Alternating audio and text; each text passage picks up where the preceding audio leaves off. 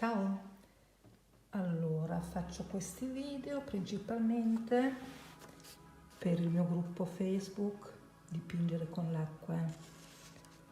In un video precedente abbiamo visto questa situazione, no? Quindi ho un dipinto floreale e quando metto il verde delle foglie, se non faccio fusione, faccio slalom qua in mezzo ai rossi o gialli o quello che vuoi, no?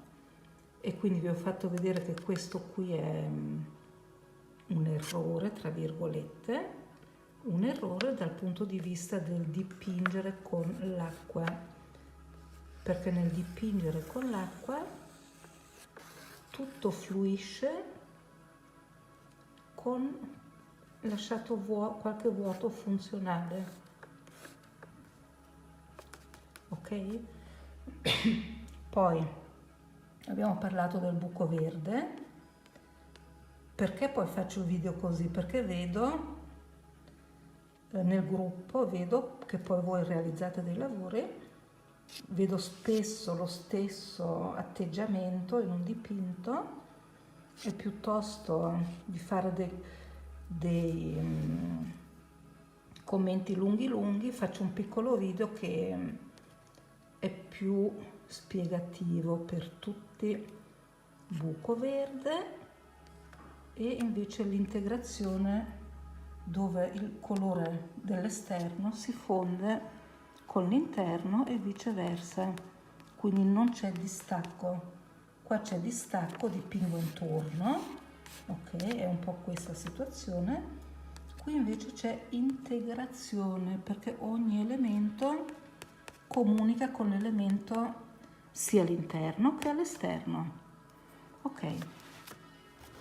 Qui ho finito il vaso che ho fatto stamattina, un po' di finiture, e tenete conto che l'ho fatto con una mano, bla bla bla, ve l'ho già detto 1000 volte, fa niente, magari qualcuno lo vede solo adesso, per la prima volta, qua fuori andrebbe tutto sfumato, eccetera, però l'idea è questa, quindi vuoti funzionali, no? Tipo gli spigoli del vaso, eccetera. Oggi vi faccio questo piccolo video perché ho visto di nuovo delle cose nel gruppo che non vado a commentare one by one, uno a uno, però faccio un commento un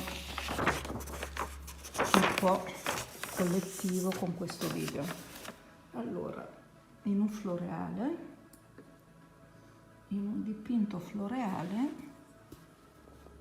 c'è ancora il granello di polvere e va bene. Hai il tuo foglio, adesso questa linea rossa è il simbolo del tuo foglio. Facciamo i tulipani, tulipano, tulipano, poi con la tecnica da rifinire come l'hai vista l'altro giorno, tulipano, tulipano, ok, foglie e gambi. E adesso vi sto facendo l'esempio no, come sempre, prima c'è il no, poi c'è secondo me una cosa che si può migliorare.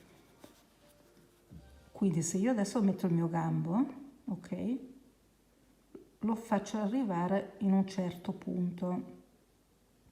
E qui vi dico, siamo di nuovo negli automatismi della nostra testa. C'è il secondo gambo, dove va? È esattamente lì. C'è l'altro gambo, dove va? È esattamente lì. E io chiedo, ma perché? Perché facciamo così? C'è l'altro gambo, dove va? Lì. C'è questo gambo, ovviamente circoscrive questo fiore, e poi dobbiamo raggiungere il nostro bersaglio e è lì. Questa cosa è a dir poco tremenda, se posso dirlo, è tremenda. Poi magari fai una foglia anche fatta giusta, e doveva finire lì. Poi fai un'altra foglia, dov'è che va a finire? Qua. Ma perché? Pecchia, pecchia. Poi un'altra foglia va lì. Ve l'ha insegnato il florista? Sto scherzando, ma vedi com'è,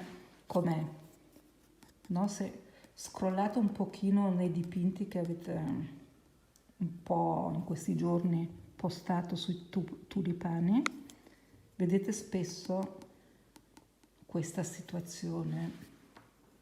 Come posso migliorare? Uno, se fai il vaso è già una bella cosa. L'avete evitato perché ho visto che sembra difficile e lo evitate. Ok, facciamo un altro riquadro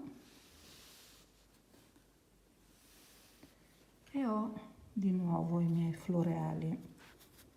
Facciamo finta tulipani, facciamo finta così. Uno si toccano, abbiamo detto, giusto? Ok. Poi con le finiture caratterizzo di più il fiore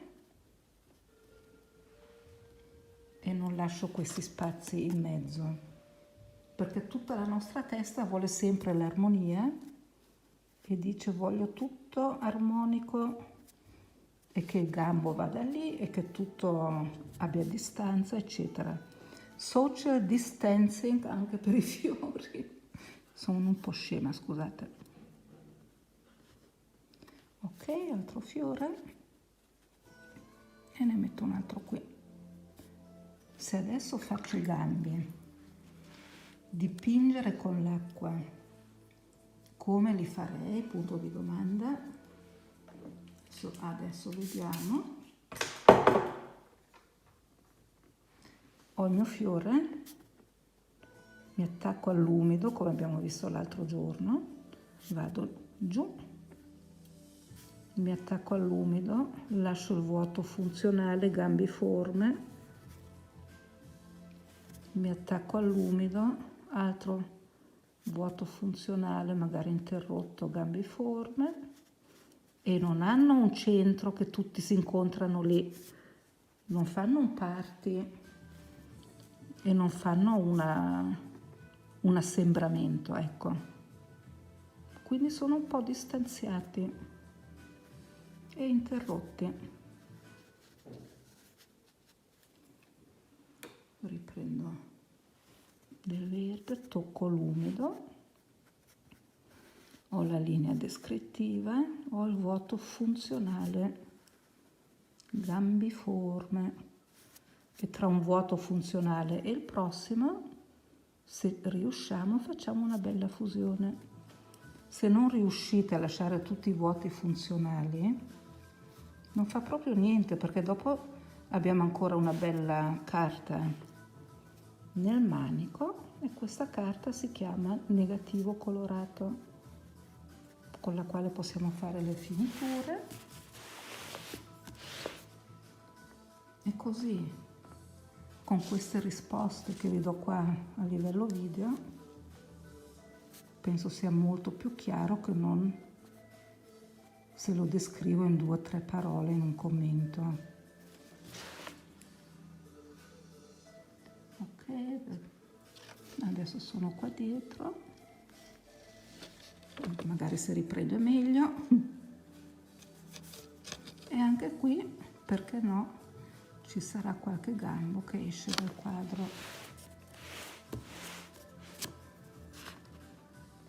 Ah, ho dimenticato le foglie. Vabbè, prossimo video tulipani, stili, foglie e vaso. Così c'è tutto insieme. Però mi sono spiegata, no, quello che volevo dire, la differenza tra questo e questo si nota. Poi tutto si asciuga e posso fare qualche gambo in positivo, che può anche andare sopra gli altri, anzi non può, deve. Ho fatto un pezzettino di negativo, posso continuare col positivo. posso mettere una foglia in positivo, che non va però in quel determinato punto che la nostra testa ci nella quale la nostra testa ci vorrebbe portare. Dobbiamo evitare questi elementi centrali. Dobbiamo, anche lì non è che è un dogma, tu lo puoi fare o così o cos'ha, però se lo fai così,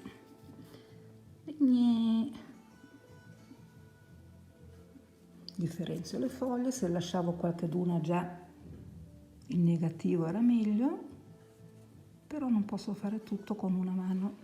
Eccolo qua, vedi la differenza?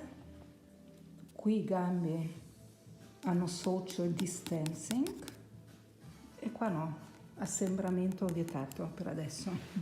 Scusate, sono un po' così adesso. Eccoci. E buon allenamento anche per questo esercizio. Ciao!